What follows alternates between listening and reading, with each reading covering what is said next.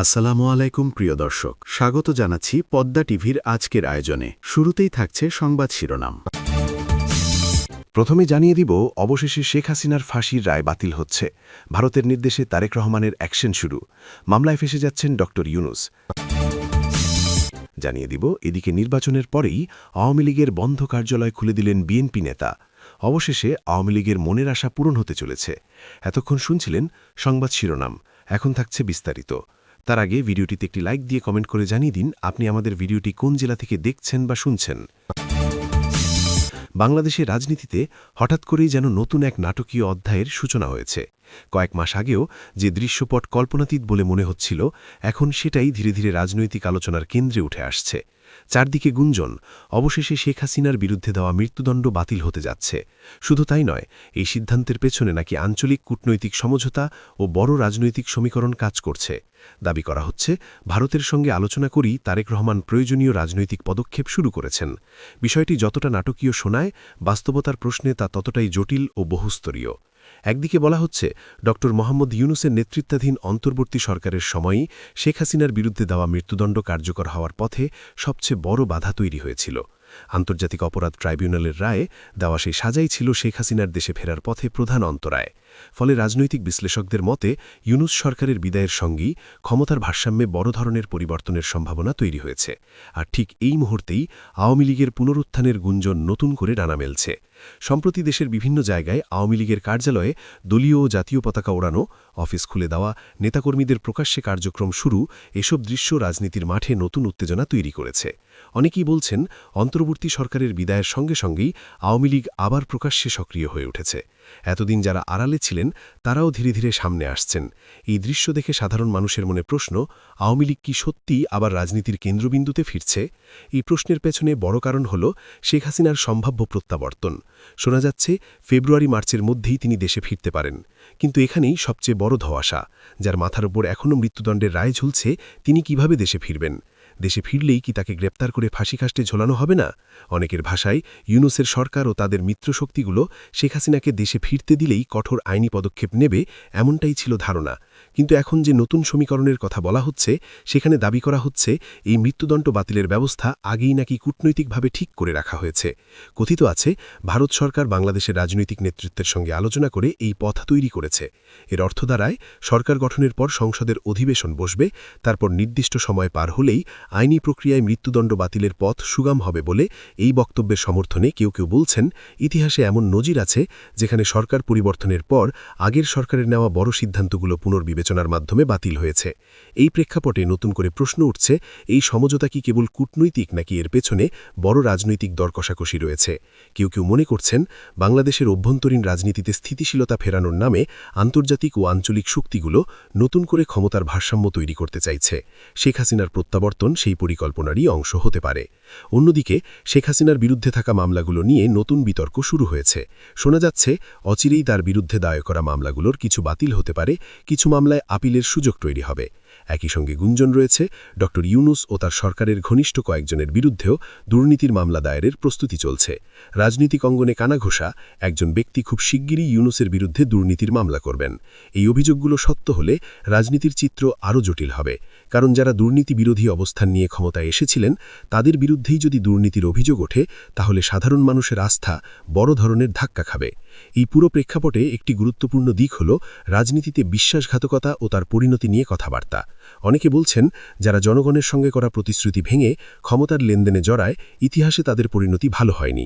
রাজনৈতিক বিশ্লেষণে প্রায়ই শোনা যায়, ক্ষমতার পালাবদলে বিশ্বাসঘাতকতার মূল্য শুধু পলিটিক্যাল ক্যারিয়ার ধ্বংসেই সীমাবদ্ধ থাকে না, অনেক সময় ব্যক্তিগত জীবনেও তার প্রভাব পড়ে। তাই বর্তমানে যারা গোপনে সমঝোতা করছে বলে অভিযোগ উঠছে, তাদের ভবিষ্যৎ নিয়েও প্রশ্ন উঠছে। শেখ হাসিনার দেশে ফেরার পথে সবচেয়ে বড় বাধা ছিল আন্তর্জাতিক অপরাধ ট্রাইব্যুনালের দেওয়া রায়। এই ট্রাইব্যুনাল বাংলাদেশের ইতিহাসে একাধিকবার বিতর্কের জন্ম দিয়েছে। সমর্থকদের মতে এটি ন্যায় বিচারের একটি গুরুত্বপূর্ণ অধ্যায়।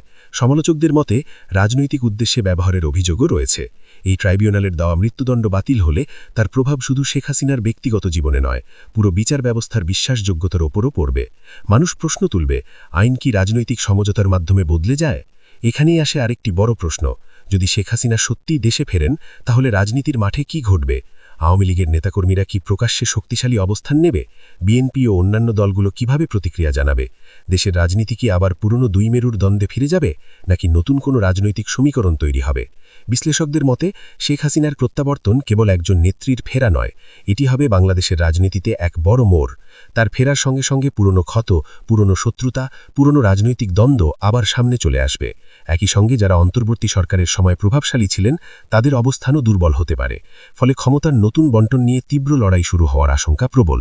সব মিলিয়ে বাংলাদেশের রাজনীতি এখন এক অদ্ভুত সন্ধিক্ষণে দাঁড়িয়ে। বাইরে থেকে দেখলে মনে হচ্ছে পরিস্থিতি শান্ত, কিন্তু ভেতরে ভেতরে চাপ জমছে। শেখ হাসিনার প্রত্যাবর্তন নিয়ে গুঞ্জন, আওয়ামী লীগের প্রকাশ্য সক্রিয়তা, অন্তর্বর্তী সরকারের বিদায়ের প্রভাব, নতুন মামলা মোকদ্দমার সম্ভাবনা, সব মিলিয়ে রাজনৈতিক আকাশে যেন কালো মেঘ জমছে। এই মেঘ ঝড় হয়ে নামবে কিনা তা সময়ই বলবে। তবে এই কথা নিশ্চিত, আগামী কয়েক মাস বাংলাদেশের রাজনীতির জন্য হবে অত্যন্ত গুরুত্বপূর্ণ ও নির্ধারী সময়। নির্বাচনের ফল ঘোষণার পর একদিনও না পেরোতেই দেশের বিভিন্ন জায়গায় আওয়ামী লীগের কার্যালয় খুলে দেওয়া হচ্ছে। এই দৃশ্যটা স্বাভাবিক রাজনীতির অংশ, নাকি এর পেছনে বড় কোনো সমঝোতা লুকিয়ে আছে? এতদিন যাদের কার্যালয়ে তালা ঝুলছিল, যাদের দলীয় কার্যক্রম নিষিদ্ধ ছিল বা কার্যত অচল হয়ে পড়েছিল, তারা হঠাৎ করে প্রকাশ্যে সক্রিয় হয়ে উঠছে কেন? প্রশ্ন উঠছে, আওয়ামী লীগের ওপর যে নিষেধাজ্ঞা বা সীমাবদ্ধতা দেওয়া হয়েছিল সেটি কি তুলে নেওয়া হচ্ছে, নাকি রাজনৈতিক বাস্তবতায় আবারও আওয়ামী লীগকে মাঠে ফেরানোর প্রস্তুতি শুরু হয়ে গেছে? এই প্রশ্নগুলো কেবল সামাজিক যোগাযোগ মাধ্যমে নয়, চায়ের টেবিল থেকে শুরু করে রাজনৈতিক বিশ্লেষকদের আলোচনায়ও ঘুরে ফিরে আসছে। অনেকে বলছেন, আওয়ামী লীগকে মাঠে ফেরানো ছাড়া দেশে একটি ভারসাম্যপূর্ণ রাজনৈতিক পরিবেশ তৈরি করা কঠিন। আবার কেউ কেউ বলছেন, এটি কেবল রাজনৈতিক কৌশল, বিরোধী শক্তিগুলোর মধ্যে সমঝোতা তৈরি করে ক্ষমতার ভারসাম্য পুনর্বিন্যাসের চেষ্টা।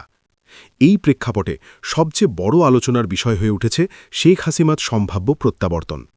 আওয়ামী লীগের কার্যালয় খোলা মানেই কি শেখ হাসিনার দেশে ফেরার পথ সুগম হচ্ছে? রাজনৈতিক অঙ্গনে গুঞ্জন, নিষেধাজ্ঞা শিথিল করা, দলীয় অফিস খুলে দেওয়া, দলীয় নেতাকর্মীদের প্রকাশ্যে সক্রিয় হওয়ার সুযোগ দেওয়া, এ সবই কি তার প্রত্যাবর্তনের প্রস্তুতি?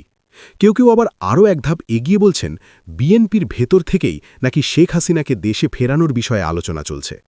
এই আলোচনা যদি সত্যি হয়, তাহলে রাজনীতির হিসাব নিকাশ যে কতটা বদলে যাচ্ছে তা সহজেই বোঝা যায়।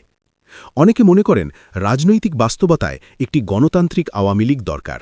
তাদের যুক্তি, দেশে কট্টরপন্থী বা ধর্মীয় ফ্যাসিস্ট প্রবণতাকে মোকাবিলা করতে হলে আওয়ামী লীগের মতো বড় দলকে পুরোপুরি বাইরে রেখে ভারসাম্যপূর্ণ রাজনীতি সম্ভব নয়।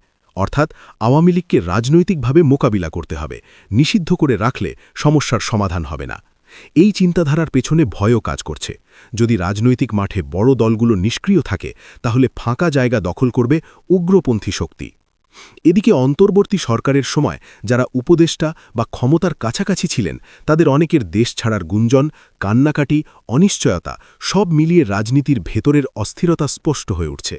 অনেকে বলছেন, ইউনূস সরকার কার্যত বিএনপি সরকারের জন্য এক ধরনের কবর খুঁড়ে দিয়েছে। কারণ ক্ষমতায় এসেই নানা বিতর্ক, দ্বন্দ্ব আর অভিযোগের মুখে পড়তে হয়েছে। এখন সেই কবর থেকে বাঁচতে হলে বিএনপিকে বাস্তববাদী সমঝোতার পথে যেতে হবে। রাজনীতিতে কখনো কখনো আপোষহীন অবস্থান বড় ক্ষতির কারণ হয়ে দাঁড়ায়। এই কথাটাই নতুন করে সামনে আসছে।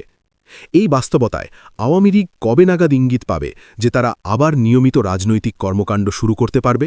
কবে তাদের জন্য দেশে রাজনৈতিক পরিসর বা স্পেস তৈরি হবে? অফিস খোলা, মিছিল মিটিংয়ে অংশ নেওয়া, প্রকাশ্যে কর্মসূচি দেওয়া, এসব কি আস্তে আস্তে স্বাভাবিক হয়ে যাবে, নাকি এটা কেবল সাময়িক ছাড়? একই সাথে আরও একটি গুরুত্বপূর্ণ দাবি উঠছে, যাদের বিরুদ্ধে অনিয়ম, দুর্নীতি, ক্ষমতার অপব্যবহারের অভিযোগ রয়েছে, তারা যেন কোনোভাবেই দেশ ছাড়তে না পারে। তাদের বিরুদ্ধে স্বচ্ছ তদন্ত ও নিরপেক্ষ ইনকোয়ারি হওয়া জরুরি। এই তদন্ত যেন কোনো গোপন সমঝোতার মাধ্যমে চাপা না পড়ে, এই দাবি সাধারণ মানুষের। মানুষ জানতে চায়, গত কয়েক বছরে কারা কি করেছে, কিভাবে রাষ্ট্রীয় ক্ষমতার অপব্যবহার হয়েছে, কোথায় দুর্নীতি হয়েছে। স্বচ্ছ তদন্তের মাধ্যমে এসব তথ্য জনসম্মুখে আনা না হলে ভবিষ্যতে একই ধরনের অনিয়ম আবারও ঘটবে। এখানেই উঠে আসে আরেকটি বিতর্কিত বিষয়। নোবেল বলে যাদের নিয়ে অতিরিক্ত গর্ব করা হয়েছে, তারা আদৌ রাষ্ট্র পরিচালনায় কতটা সফল ছিলেন?